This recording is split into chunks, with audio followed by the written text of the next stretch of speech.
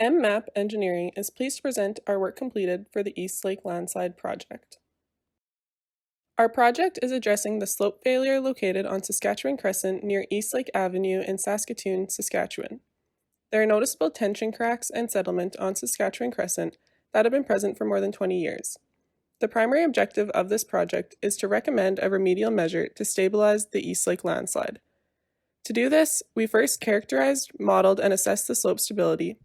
Following our assessment, we explored and evaluated remedial measures and then completed the detailed design of the recommended measure. Before moving into our design process, it is important to discuss the socio-environmental impact of our project. The Eastlake landslide is part of the Meewasin Trail near Rotary Park, Broadway Avenue, and Saskatoon's growing downtown scene. It is vital to stabilize this active slope failure to mitigate risks to users and residents.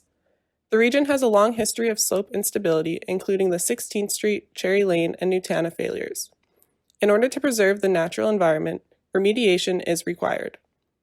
The Eastlake landslide is ecologically sensitive, and the Meewasin Valley Authority requires any disruption be restored to equal or greater qualitative and quantitative value. This requirement highlights the environmental significance this project has. During our design, it was vital to preserve the natural landscape while stabilizing the slope. An important part of our project was the site characterization, which was done using GeoStudio.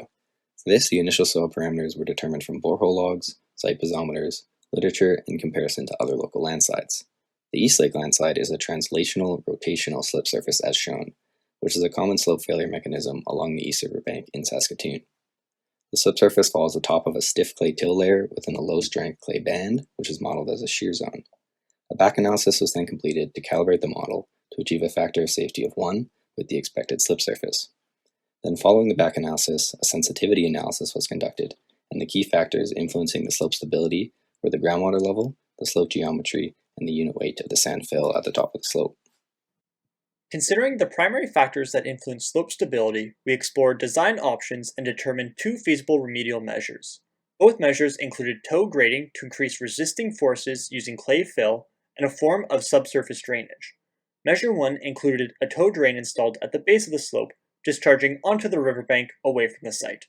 Measure 2 included horizontal drains feeding to a manhole that then discharges into the river. To evaluate our measures, as shown on the right, we compare them to slope stability, cost, environmental impact, and impact to users. Based on our evaluation, we recommend Measure 2 to stabilize the Eastlake landslide. After Measure 2 was selected, we then completed its detailed design of toe grading and horizontal drains. 3 horizontal drains will be drilled into the slope towards Saskatchewan Crescent to lower groundwater levels. From our modeling, we believe 3 horizontal drains may be sufficient, but the final number of drains will be based on observed flow rates during construction. The extent of the toe grading using clay fill was determined to maximize the resisting force while minimizing disruption to vegetation. Minor vegetation is expected to be disrupted, but any plants and topsoil that can be preserved during stripping is to be replanted during site restoration. To get another perspective of the proposed remedial option, we will look at a cross-section AA. As shown on the drawing, the horizontal drains will be drilled at an upward gradient and discharge into a collection manhole. The slotted drains will extend through a confined aquifer shown as sand till on the drawing and be capped underneath Saskatchewan Crescent. The manhole itself will include a granular sump to mitigate fines transport before being released to the river. Discharging into or near the river was a major consideration during the design process. The discharge is expected to be a trickle with very low velocity, and the slots in the horizontal drains were sized to minimize sediment transport. Further considering the slope's hydraulic link to the river, minimal environmental impact is expected.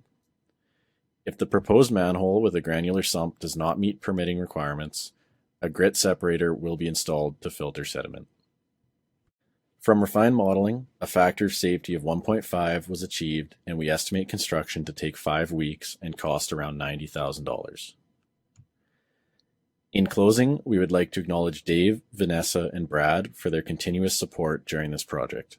Thank you for listening to our presentation.